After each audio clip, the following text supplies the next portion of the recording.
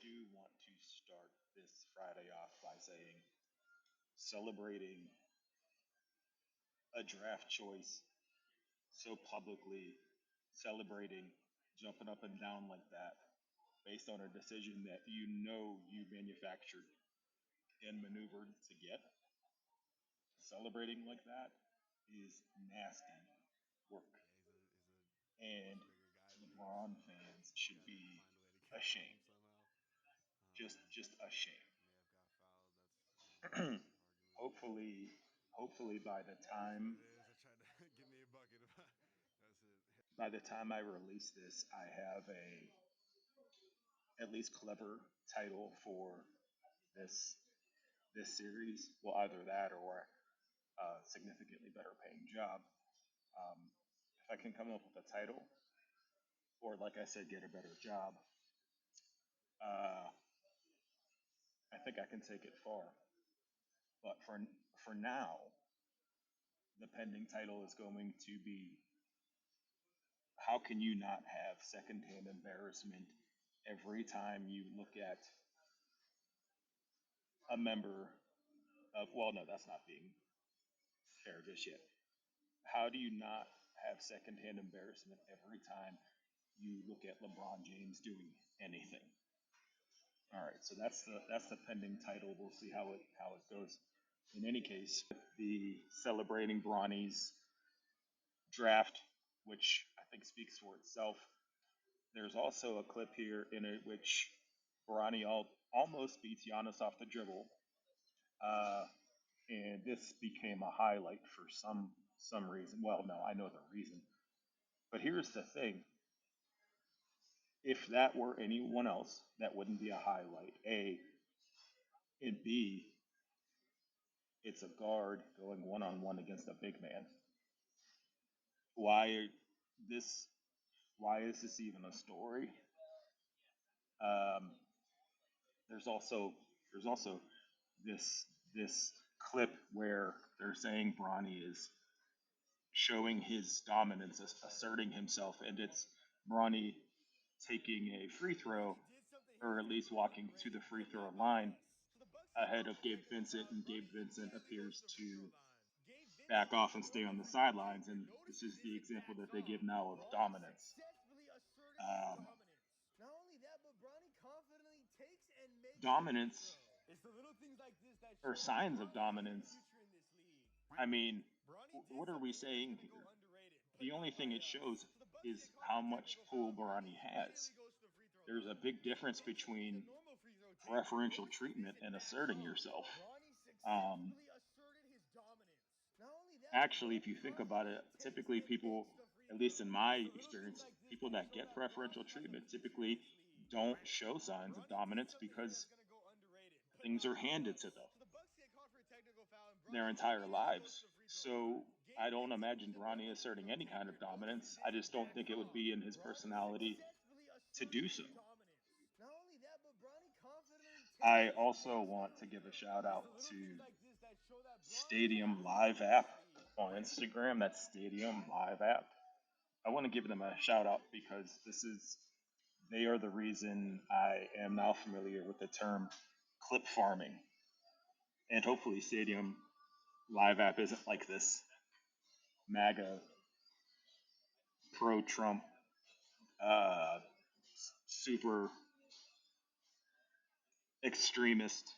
Hopefully this isn't one of those accounts. I doubt it, but I can never be sure. I have to throw that out there.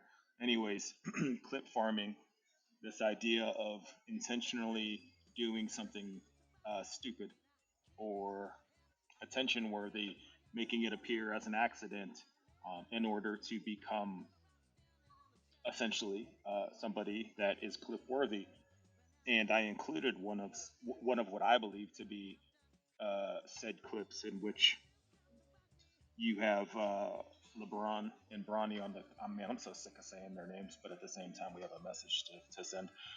You have them dancing on the sidelines as a celebration, in a way, giving credit to Austin Reeves on the play. But you can tell, and again, I'm sorry for being so long winded, but you can tell that they're doing it because they know that the camera's on them.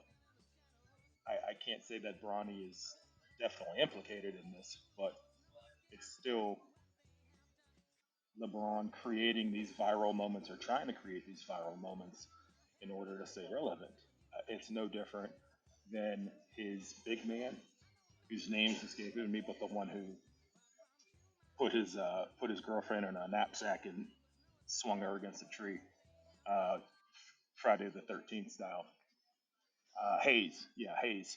He's a clip farmer, I guess, big dumb tall clip farmer with his celebrations after every LeBron play. And I wouldn't be surprised if Austin Reeves was in on it way back in his rookie season when LeBron whispered something to him and Austin Reeves made this big dumb expression like he had just told him the location of the true cross or something along those lines. I think he was in on it too. I mean, he's obviously in on it now. So I just, I wanted to include that clip because it's embarrassing. I wish I could say it's just, two people having fun, but history dictates that that's not the case. History dictates that these are just performative actions in order to stay relevant. And then the last clip you see is Stephen A. Smith having one of his grand public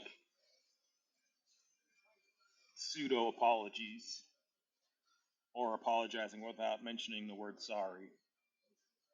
He had his big spectacle in which he said a whole bunch of nothing. I mean, I guess it's a super hot take. It's a super hot take that I might have been wrong.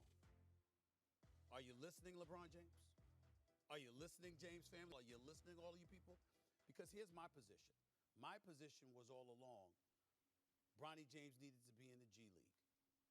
That put him in the G League, let him be in the G League his first year, and then after that, let him come on because I've always believed that this kid has the potential, once I watched him, to be in the NBA. But what I saw last night made me say to myself, wait a minute. He keeps without mentioning the word sorry. He had his big spectacle in which he said a whole bunch of nothing. I mean, I guess it's a super hot take.